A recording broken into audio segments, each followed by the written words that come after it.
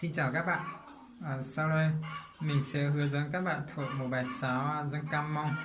Bài này là do ông Giàng Dũng Sày sáng tác. Ông đấy là một nghệ nhân trước đây rất là nổi tiếng về các loại nhạc cụ dân tộc Mông, và mình cũng rất hâm mộ bác ấy về cái tài năng, về nhất là cái bộ môn sáo Mông. Bây giờ mình sẽ thổi một lượt hết bài cho các bạn, xong là một lúc nữa mình sẽ hướng dẫn chi tiết từng nốt theo cảm âm cho các bạn.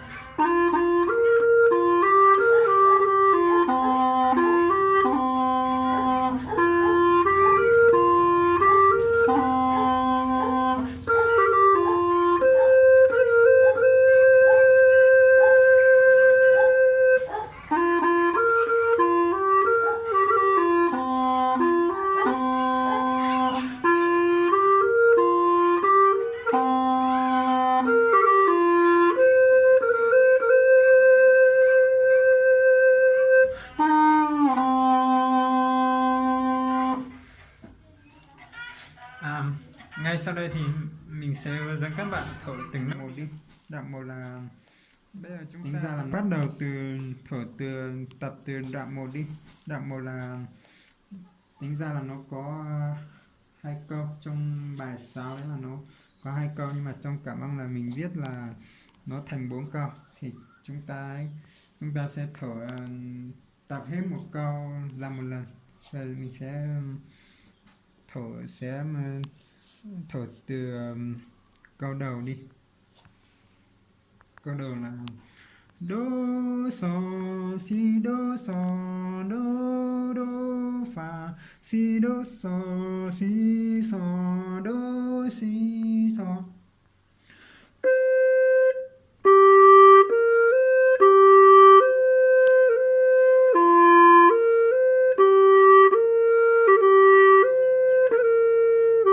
Rồi mình sẽ làm lại một lần.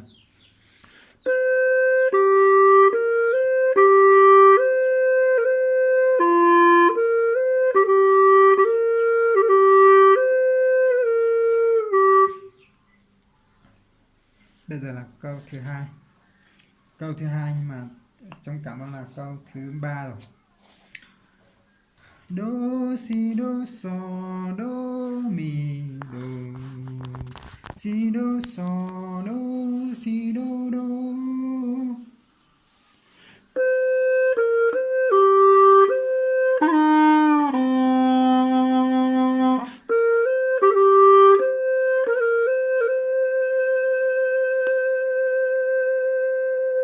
Rồi, đã hết. Mình sẽ làm lại một lần.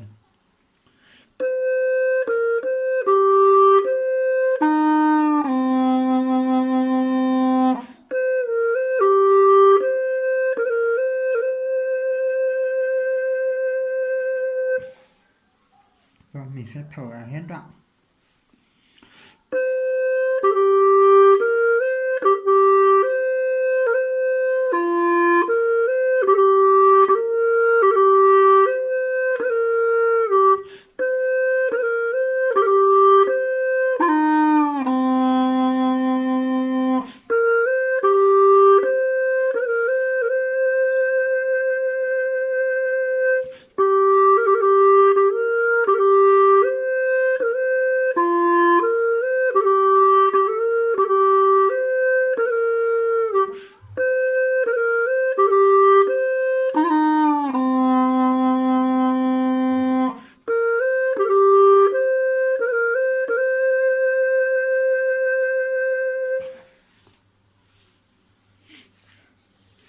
Bây giờ là bắt đầu từ đoạn thứ hai.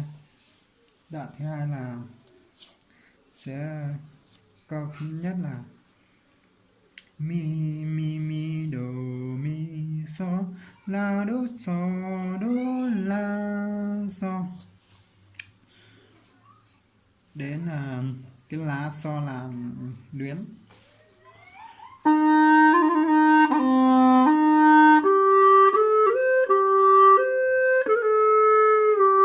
Rồi làm lại một lần.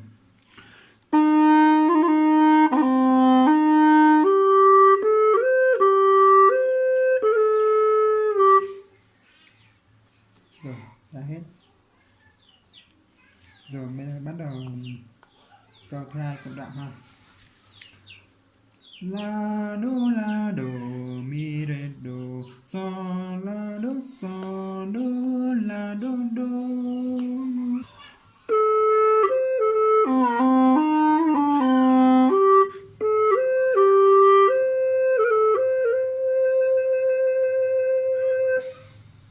Rồi bây giờ đến đoạn thứ ba. Đoạn thứ ba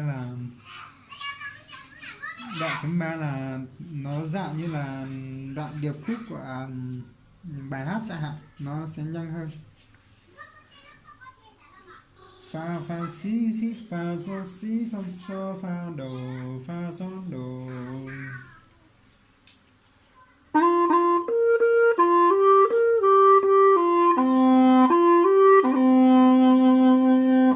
Làm lại một lần.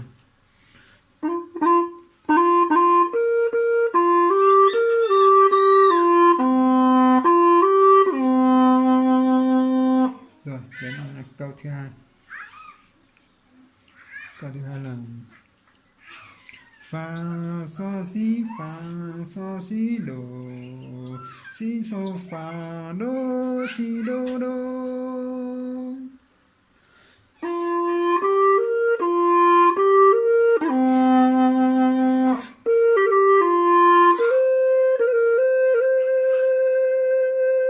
Rồi thổi lại đoạn thứ hai ở đoạn thứ ba một lần.